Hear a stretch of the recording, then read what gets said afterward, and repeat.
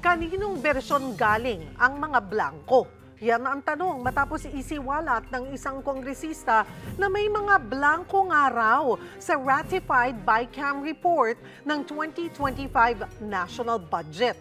Magbabalita si Marian Enriquez. Hindi tama na mag-akusang may blank check na binigay ang Kongreso. Mali yun. Yan ang banat ni Senate President Cheese Escudero kay Davao City 3rd District Representative Isidro Ungab nang isiwalat ng kongresista na may mga blanko o manong halaga sa Bicameral Conference Committee report para sa 2025 national budget. Ang hindi ko maintindihan sa nagrereklamo, dati siyang naging APRO chairman, alam niya ang patakaran. Wala pang dineklarang unconstitutional na Bicameral Conference Committee report. Paglilinaw ni Escudero, hindi ang enrolled bill ang kumakalat na may mga blankong items. Kumpleto raw ang isinumiting budget na pinirmahan ni Pangulong Bongbong Marcos. So mali yun. Kasinungalingan yun at hindi totoo yun. At kung blanco man yung nasa GAA, hindi pwedeng i-release ng DBM yun. Iba naman ang nakita ni Kabataan Party List Representative Raul Manuel. 14 na blanko raw ang nakita niya sa pagbusisi sa niratipikahang kopya ng BICAM report sa 2025 national budget.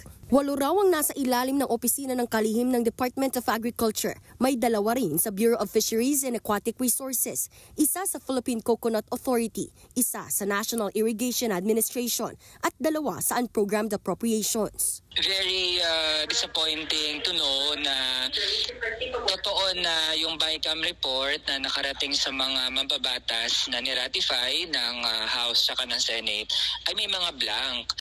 Giit ni Manuel, dapat matukoy kung sino ang naglagay ng halaga sa mga blankong ito para managot sa batas kung hindi pala otorisado. Ayon naman kay dating Senator Ping Lacson, kung ang enrolled bill daw ay iba sa ratified BICAM report, ang Kamara raw na in charge sa pag-imprenta ang dapat magpaliwanag. Ganyan daw ang nangyari noong 2019 na maraming na-veto sa budget nang madiskubre na may mga maanomalyang ipinasok sa printed enrolled bill na wala naman sa ratified BICAM report. Hanggang ngayon, wala pa ring pahayag ang nagbitiw na chairman ng House Appropriations Committee na si Ako Bicol Party List Representative Zaldico. Tikom din ang ibang miyembro ng BICAM Committee tungkol sa issue. Hamon ngayon ni Escudero at iba pang mambabatas, pwede namang magsampa ng kaso sa korte ang mga kumikwestiyon sa 2025 national budget. Para sa 1PH, Marian Enriquez, News 5.